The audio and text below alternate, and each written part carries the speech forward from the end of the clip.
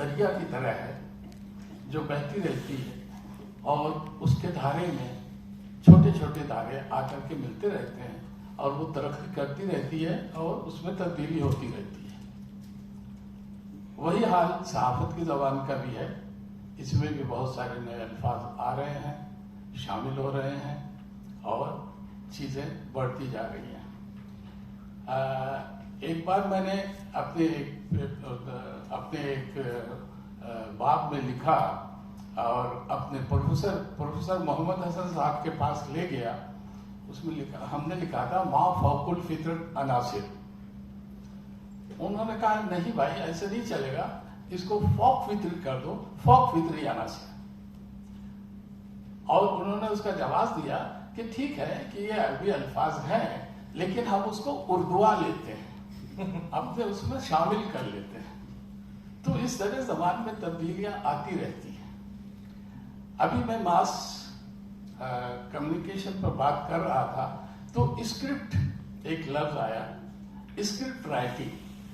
تو اب اسکرپٹ کا متبادل کوئی نہیں مل رہا تھا جو ایگزیکٹ اسکرپٹ کو ڈیفائن کر دے, اس کی تشریح کر دے. تو اس کو لے کر کے میں نے کر دیا اسکرپٹ نگاری. تو اب اسکرپٹ رائٹنگ یا اسکرپٹ نگاری اب وہ بھی چل پڑے گا دھیرے دھیرے. تو اس طرح تبدیلیاں تو آتی رہتی ہیں اور یہ ہونی بھی چاہیے. ابھی میں نے دیکھا کہ کچھ دنوں پہلے اخبار میں الفاظ بھی غلط ہوتے تھے, جملے بھی غلط ہوتے تھے. اخبار کا نام نہیں لوں گا میں. اب دیکھ رہا ہوں کہ کچھ ایسے الفاظ, سخت الفاظ شامل ہو جا رہے ہیں جو عام قاری کو سمجھنا مشکل ہے. اور وہ الفاظ ہمیں لگتا ہے کہ عام طور سے ترجمہ کر لیے جا رہے ہیں اور وہ لفظی ترجمے ہوتے ہیں. تو بہت ساری ایسی ہیڈنگز میں بھی اور بہت سارے ایسے جملوں میں بھی الفاظ استعمال ہو رہے ہیں. ایک بات یہاں ہوئی کہ تاریخ, تو ہمیں پہلے یہ دیکھنا چاہیے.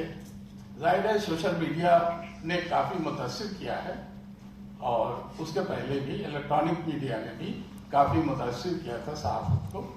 لیکن ہمیں یہ دیکھنا چاہیے کہ کیا اخبارات کی اشاعت کم ہوئی ہے یا کیا اخبارات کی تعداد کم ہوئی ہے پہلے سے. دیکھیے اخبار جو ہے وہ ایک مستقل چیز ہے.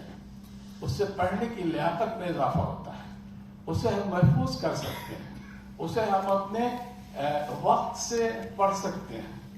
وہ آواز کی طرح ہوا میں گم نہیں ہو جاتا ہے بلکہ ایک سرٹیفکیٹ کے طور پر ہم اسے رکھ سکتے ہیں.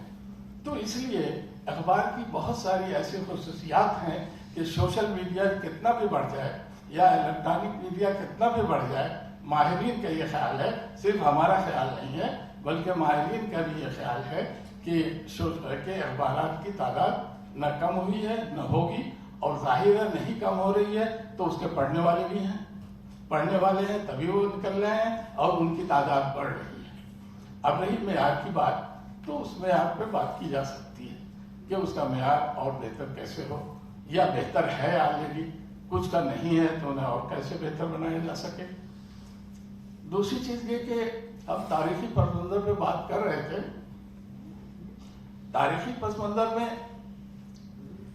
عام طور سے جامع جہانما پہ بات ہوتی ہے بہت زیادہ, اور اس کے بعد 1857 کے بعد جو پھر سے جرنلزم ابھری, اردو صحافت ابھری, اور اس میں بڑے بڑے جو اخبار ہے, ہمدرد ہے, زمیندار ہے, الہلال ہے, اردو معلیٰ ہے, یہ سب اخبارات ہیں. ان پر تو خوب بات ہوتی ہے, خوب لکھا جاتا ہے. لیکن جامع جہانما سے پہلے, جامع جہانما کے بعد 1857 سے پہلے جو اخبارات نکلے ان پر بات بہت کم کی جاتی ہے. یا 1857 میں جو اخبارات کا رول رہا ہے جنگ آزادی میں, 1857 کی پہلی جنگ آزادی میں جو اخبارات کا رول رہا ہے ان پر بات بہت کم کی جاتی ہے. ابھی پچھلے سیشن میں یا کسی اور سیشن میں یہ بات کی جا رہی تھی کہ دہلی اردو اخبار یا مولوی محمد باقر جو ہیں ان کے بارے میں کہ ان کے بہت ساری چیزیں بتائی جاتی ہیں کہ وہ کیوں ان کو گولی ماری گئی، یا ایک وہ بھی ہے کہ توپ کے دہانے پر رکھ کے انہیں اڑا دیا گیا، ایک یہ بھی ہے تو اس میں کہ ان کو گولی ماری گئی. تو اس کی بہت ساری وجوہات ہیں، بہت ساری وجوہات بیان کی جاتی ہیں، لیکن اس کی ایک اہم وجہ یہ بھی ہے کہ انہوں نے اپنے اخبار میں جو چیزیں چھاپی اس کے صبح یہ بھی بات کی گئی کہ انہوں نے ایک اشتہار چھاپا اور اس اشتہار کی پاداش میں تو انہوں نے صرف وہ اشتہار نہیں چھاپا، اس اشتہار کا متن میرے پاس موجود ہے اور وہ اس طرح ہے: ہندو مسلمان متحد ہو کر جان کی بازی لگا دو اور مجاہدانہ شان سے انگریزوں کا خاتمہ کر دو. کافر آگے بڑھ رہے ہیں، لوگ دعا کر رہے ہیں کہ بادشاہ کو فتح حاصل ہو. اس کے علاوہ انہوں نے محمد حسین آزاد کی ایک نظم چھاپی جس کے 3 اشعار نمونتاً درج ہیں. جبکہ انگریز بہت زیادہ سختی کر رہے تھے، قانون بنا رہے تھے، اس وقت ایک قانون بنا جسے گائیڈنگ ایکٹ کہتے ہیں،